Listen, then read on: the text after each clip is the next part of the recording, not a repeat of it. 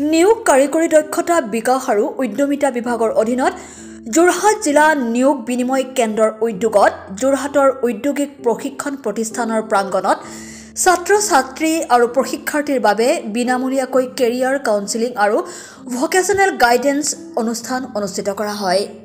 এই অনুষ্ঠানৰ মুখ্য উদ্দেশ্য আছিল যুৱক যুৱতীৰ কৃতিত্ব পথ নিৰ্ধাৰণ, কৰ্মসংস্থাপনৰ সম্ভাৱনাৰ বিষয়ে সজাগতা সৃষ্টি আৰু ব্যক্তিগত দক্ষতা উন্নয়নৰ সুযোগ প্ৰদান। এইটো আমাৰ মাননীয় মন্ত্ৰী মহোদয়ৰ এক নিজা প্ৰচেষ্টাত আমি এই কাৰ্যসূচীটো আয়োজন কৰিবলৈ সক্ষম হৈছোঁ।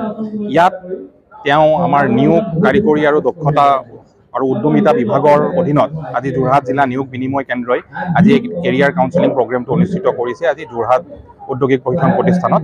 সেয়েহে ছাত্ৰ ছাত্ৰী আৰু প্ৰশিক্ষাৰ্থী যিসকল আছে তেওঁলোকৰ ভৱিষ্যত যাতে উজ্জ্বল হয়, তেওঁৰ ভৱিষ্যতটো সঠিক দিশত আগবাঢ়িব পাৰে, তেওঁলোকে যাতে এটা সঠিক পথ পায়, সেইকাৰণে ইয়াত আজি আমি এই প্ৰগ্ৰেমটো অনুষ্ঠিত কৰিছোঁ।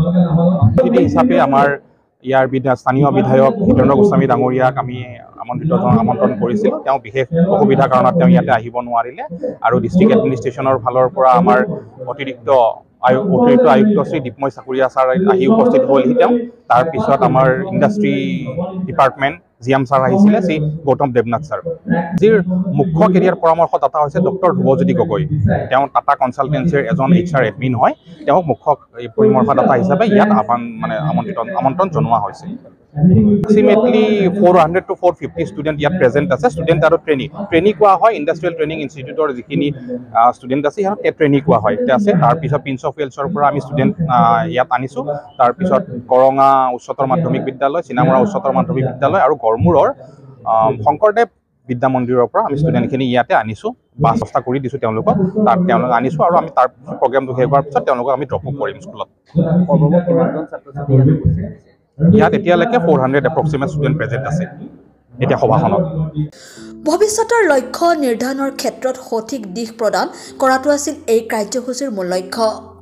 উক্ত অনুষ্ঠানত যোৰহাটৰ বিভিন্ন শিক্ষানুষ্ঠানৰ ছাত্ৰ-ছাত্ৰীসকলে এই অনুষ্ঠানটিত অংশগ্ৰহণ কৰে।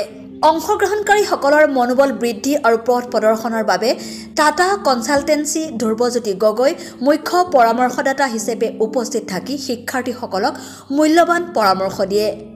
এই ধৰণৰ অনুষ্ঠানত শিক্ষাৰ্থীসকলে নিজৰ লক্ষ্য আৰু উদ্যমৰ সৈতে এক সুসংগত দিশ লাভ কৰি ভৱিষ্যতে সাফল্য লাভ কৰিবলৈ প্ৰয়োজনীয় দিশ আৰু প্ৰেৰণা লাভ কৰিব বুলি আয়োজকসকলে আশাবাদী। এই অনুষ্ঠানটি শিক্ষাৰ্থী আৰু প্ৰশিক্ষাৰ্থীৰ জীৱনত এক গুৰুত্বপূৰ্ণ ভূমিকা পালন কৰিব বুলি আশা কৰে আয়োজকসকলে। ব্যুৰ ৰিপৰ্ট, অপৰূপা টিভি। প্ৰিয় দৰ্শক, আপোনাক অপৰূপা টিভিৰ তৰফৰ পৰা বিনম্ৰভাৱে অনুৰোধ কৰিছোঁ, এই চেনেলটো আপুনি ছাবস্ক্ৰাইব, শ্বেয়াৰ, ফলোইং, লাইক আৰু কমেণ্ট কৰি লগতে কাষতে থকা বেল আইকনটো ক্লিক কৰি আমাক আপুনি সহায় কৰে যেন। আপোনাৰ এই সহায় সহযোগিতাই অপৰূপা টিভি চেনেলটোক জীয়াই ৰখাত বিশেষভাৱে সহায় কৰিব।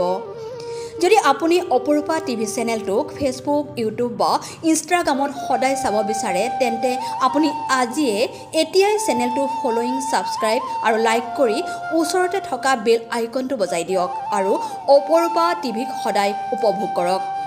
আপোনালোকৰ মৰম আৰু আশীৰ্বাদে অপৰূপা টিভিক আগুৱাই যোৱাত যথেষ্ট সহায় কৰিব। আমি সদায় প্ৰতিশ্ৰুতিবদ্ধ, ৰাইজৰ পক্ষত থাকি ৰাইজৰ হকে আৰু সমাজৰ উন্নতিৰ হকে কাম কৰি যাম। বিশেষ জানিব লগা থাকিলে প্ৰিন্স কাশ্যপ, পৰিচালন সঞ্চালক তথা মুখ্য সম্পাদক অপৰূপা টিভি, মোবাইল নাম্বাৰ 8135819868 নম্বৰত যোগাযোগ কৰিব পাৰিব। ধন্যবাদ।